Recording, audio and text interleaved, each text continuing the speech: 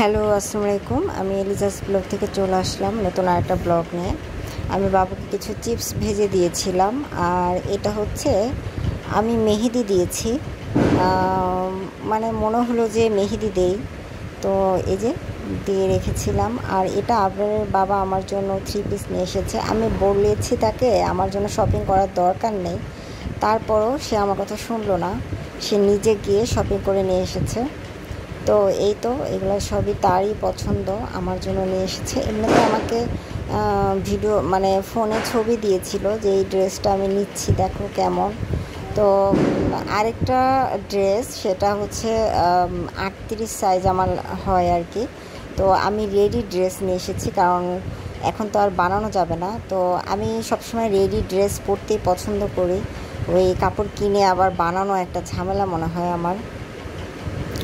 তো ওইটা বড় সাইজ, তো ওইটাকে চেঞ্জ করতে হবে। তো ওইটাকে চেঞ্জ করতে নিয়ে গেছে, কাউকে দিয়ে পাঠিয়েছে চেঞ্জ করার জন্য। তো এই যে আমি তো মানে এতটা অসুস্থ, মানে আমার নিজের উপরেই রাগ হচ্ছে। মানে আমি কি বলবো, আমি খুবই অসুস্থ, মানে আমি কিচ্ছু খেতে পারছি না। আমি কিন্তু খাওয়ার চেষ্টা করি, কিন্তু আমি যখনই কিছু খাই আমার বমি হয়ে যায়।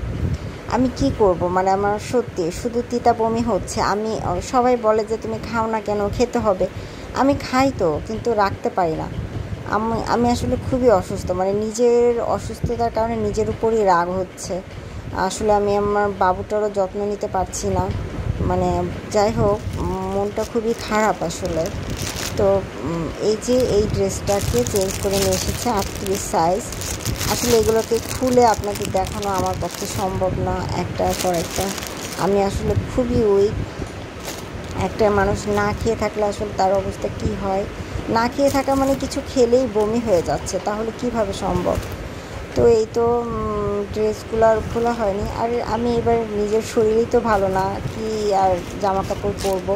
তারপর আবার বাবা আমার জন্য এগুলো নিয়ে এসেছে, ওকে অনেক অনেক থ্যাঙ্কস।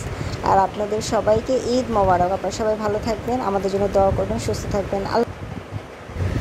আর এই যে আমি হাতের তালুতেও একটু মেহেদি দিয়েছিলাম, সেটাও আপনাদের সাথে একটু শেয়ার করি। আর এই যে এটা দিয়েছিলাম কালকে রাত্রে। তো এই তো আজকে আপনাদের সাথে আমার কিছু মুহূর্ত বা কিছুটা সময় শেয়ার করলাম। আবারও বিদায় নিয়ে নিচ্ছি। আল্লাহ হাফেজ।